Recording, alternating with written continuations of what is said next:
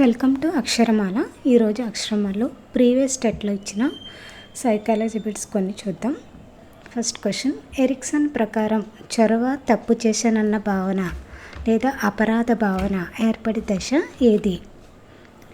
Ericsson ప్రకారం దశలు ఉంటాయి కదా, ఆ దశలో చొరవ తప్పు చేశానన్న భావన అనేది ఏ దశలో ఏర్పడుతుంది అని అడిగాడు. ఆప్షన్ చూడండి: బాల్య దశ, క్రీడా దశ, పూర్వ వయోజన దశ, కౌమార దశ.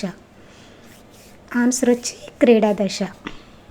నెక్స్ట్ క్వశ్చన్, ఒక విద్యార్థి ఒక విషయాన్ని సంపూర్ణంగా నేర్చుకునే సామర్థ్యం ఉన్నప్పటికీ తనకు తాను కొంత మేరకే నేర్చుకుంటాడు, మిగిలినవి ఇతరుల సహాయంతో సంపూర్ణంగా నేర్చుకుంటాడు. విద్యార్థి తనకు తాను నేర్చుకున్న దానికి ఇతరుల సహాయంతో సంపూర్ణంగా నేర్చుకోవడానికి మధ్య తేడాను ఇలా అంటారు. ఆప్షన్స్: ఉన్నత మండలం, వికాస మండలం, వృత్తిపర వికాస మండలం. ఫోర్త్ ఆప్షన్ సామీప్య వికాస మండలం. చూడండి, కరెక్ట్ ఆన్సర్ వచ్చి సామీప్య వికాస మండలం. దీన్ని జెడ్పీడి అంటాము. నెక్స్ట్ క్వశ్చన్, పిల్లల గ్రాహిక పరీక్షను రూపొందించిన వారు ఎవరు? Options: Skinner, L Bellak, yes Bellak. Third one Ebbinghaus. Fourth one Hermann Rorschach. మూర్తిమత్వ సిద్ధాంతాల్లో పిల్లల గ్రాహిక పరీక్షలు ఉన్నాయి కదా, అందులో దీన్ని రూపొందించిన వారు ఎవరని అంటున్నారు. చూడండి, కరెక్ట్ ఆన్సర్ వచ్చి ఎల్ బెల్లాక్, ఎస్ బెల్లాక్. ఆప్షన్ 2. నెక్స్ట్ క్వశ్చన్ చూడండి, ఒక విద్యార్థి శారీరక వయసు 8 సంవత్సరాలు, మానసిక వయసు 10 సంవత్సరాలు అయితే ఆ విద్యార్థి యొక్క ప్రజ్ఞాలబ్ధి ఎంత? ఆప్షన్స్: 100, 120, 115, 125. ప్రజ్ఞాలబ్ధికి ఫార్ములా ఏంటి? మానసిక వయసు బై శారీరక వయసు ఇంటూ 100. ఇక్కడ మానసిక వయసు ఎంత ఇచ్చాడు? 10. శారీరక వయసు 8 ఇచ్చాడు కదా, ఈ వాల్యూస్ని ఫార్ములాలో రీప్లేస్ చేయండి. 10/8 ఇంటూ 100. ఇప్పుడు ఏమన్నా క్యాన్సిల్ అయితే క్యాన్సిల్ చేయండి. 8లో 4 అనేది 2 టైమ్స్, 100లో 4 అనేది 25 టైమ్స్ క్యాన్సిల్ అవుతుంది. మనకి ఇంకేం మిగిలినాయి? 10/2 ఇంటూ 25. 10/2 ఇంటూ 25 కదా, ఈ 2 అనేది 10లో ఎన్ని టైమ్స్? 5 టైమ్స్. మనకి ఇంకా రిమైనింగ్ మిగిలిన 5 ఇంటూ 25. ఆన్సర్ వచ్చి 5. 25 సార్ ఎంత? 125. ఆన్సర్ వచ్చి 125. నెక్స్ట్ క్వశ్చన్ చూడండి, సరికాని జతను గుర్తించండి. రూప ఉపగమ సిద్ధాంతాన్ని రచించింది క్యాటిల్. లక్షణాంశ ఉపగమ సిద్ధాంతం ఆల్పోర్ట్. మనో విశ్లేషణ సిద్ధాంతాన్ని అంటే ఫ్రాయిడ్. మనో సాంఘిక వికాస దశలను వివరించింది ఎరిక్సన్. ఇందులో సరికాని జత ఏదైతే అది రాయండి. మొత్తం మూర్తిమత్వ సిద్ధాంతాలు ఎన్ని రకాలు? 3 కదా. రూప సిద్ధాంతాలు, లక్షణాంశ సిద్ధాంతాలు, సమగ్ర నిర్మితి సిద్ధాంతాలు. రూప సిద్ధాంతాలు అంటే హిప్పోక్రటిస్, క్లెష్మర్, షెల్టన్, స్ప్రాంగర్, యాంగ్. మరి లక్షణాంశ సిద్ధాంతాన్ని ఆల్పోర్ట్, క్యాటిల్. ఇక్కడ ఆప్షన్ చూడండి, లక్షణాంశ సిద్ధాంతాన్ని క్యాటిల్, ఆల్పోర్ట్ రూపొందించారు, కానీ ఇక్కడ మనకేమి ఇచ్చాడు? రూప ఉపగమ సిద్ధాంతాన్ని క్యాటిల్ అని ఇచ్చాడు. సరికాని జతను గుర్తించమన్నాడు కాబట్టి మనకు కరెక్ట్ ఆన్సర్ వచ్చేంటి? ఫస్ట్ వన్, రూప ఉపగమ సిద్ధాంతం క్యాటిల్. నెక్స్ట్ క్వశ్చన్, శాస్త్రీయ నిబంధనలో నిబంధిత ఉద్దీపన ఏది? ఆప్షన్స్: లాలాజలం, ఆహారం, గంట, నీరు. చూడండి, అసలు నీరు అనేది శాస్త్రీయ నిబంధనలో లేనే లేదు.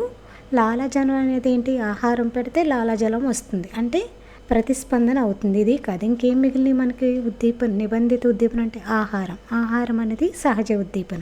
మరి మనకి ఇక్కడ ఏం కావాలి? నిబంధిత ఉద్దీపన అన్నాడు కదా, గంట అనేది నిబంధిత ఉద్దీపన. మనకు కరెక్ట్ ఆన్సర్ వచ్చి గంట.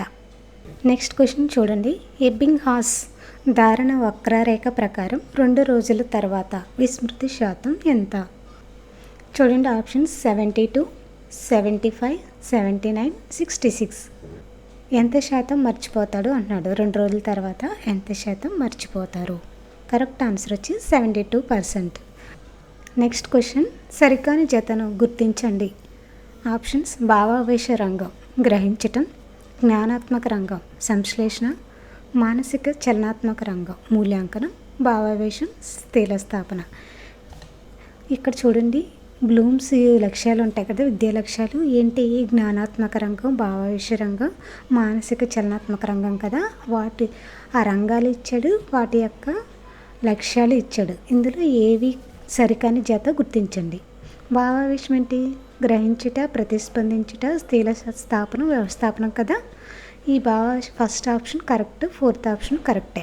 అంటే మనకి ఫస్ట్ ఆప్షను, ఫోర్త్ ఆప్షన్ కరెక్టే. నెక్స్ట్ జ్ఞానాత్మక రంగం. జ్ఞానాత్మక రంగంలో ఏముంటాయి? జ్ఞానము, అవగాహన, వినియోగం, విశ్లేషణ, సంశ్లేషణ, మూల్యాంకనం. జ్ఞానరంగం, సంశ్లేషణ అనేది కూడా జ్ఞానాత్మక రంగానికి చెందుతుంది. నెక్స్ట్ ఇంకా మిగిలింది మానసిక చలనాత్మక రంగం, మూల్యాంకనం. మరి మూల్యాంకనం అనేది మానసిక చలనాత్మక రంగానికి చెందుతుంది అని ఇచ్చాడు. కానీ ఏంటిది? మూల్యాంకనం అనేది జ్ఞానాత్మక రంగానికి చెందుతుంది. కాబట్టి సరికాని జత ఏది అంటే మానసిక చలనాత్మక రంగం, మూల్యాంకనం, థర్డ్ ఆప్షన్. నెక్స్ట్ క్వశ్చన్, విరమణ జరిగిన తర్వాత నిబంధిత ప్రతిస్పందన తిరిగి కనిపించడాన్ని ఎలా అంటారు? ఆప్షన్స్: విచక్షణ, సామాన్యీకరణం, ఆయత్న సిద్ధ స్వాస్థ్యం, పునర్బలనం. కొంతకాలం గ్యాప్ ఇచ్చిన తర్వాత అదే నిబంధిత ప్రతిస్పందన కనిపిస్తే దాన్ని ఏమంటారంటే ఆయత్న సిద్ధ స్వాస్థ్యం. కరెక్ట్ ఆన్సర్ వచ్చి థర్డ్ ఆప్షన్. నెక్స్ట్ క్వశ్చన్ చూడండి. ఈ సిద్ధాంతం ప్రకారం టైప్ రైటర్లో టైప్ చేయటం తెలిసిన వ్యక్తి కంప్యూటర్ను సులభంగా నేర్చుకోగలడు. ఆప్షన్స్: సామాన్యీకరణ సిద్ధాంతం, నియతక్రమ శిక్షణ సిద్ధాంతం, ట్రాన్స్పోజిషన్ సిద్ధాంతం, సమరూప మూలకాల సిద్ధాంతం. మనకు కరెక్ట్ ఆన్సర్ వచ్చి సమరూప మూలకాల సిద్ధాంతం. నెక్స్ట్ క్వశ్చన్ చూడండి. కుడి చేతితో బొమ్మలు వేసే వ్యక్తి ఎడమ చేతితో కూడా సులభంగా వేయగలిగితే అది ఈ రకమైన అభ్యసన బదలాయింపు. ఆప్షన్ చూడండి. అనుకూల బదలాయింపు, సెకండ్ ఆప్షన్ ప్రతికూల బదలాయింపు, థర్డ్ ఆప్షన్ శూన్య బదలాయింపు, ఫోర్త్ ఆప్షన్ వచ్చి ద్విపార్శ్వ బదలాయింపు. కుడి చేతి వేసినాడు, ఎడమ చేతితో కూడా వేయగలిగితే అదేంటి? రెండు చేతులతో చేసేస్తున్నాడు అంటే ద్విపార్శ్వ బదలాయింపు. కరెక్ట్ ఆన్సర్ వచ్చి ఫోర్త్ ఆప్షన్.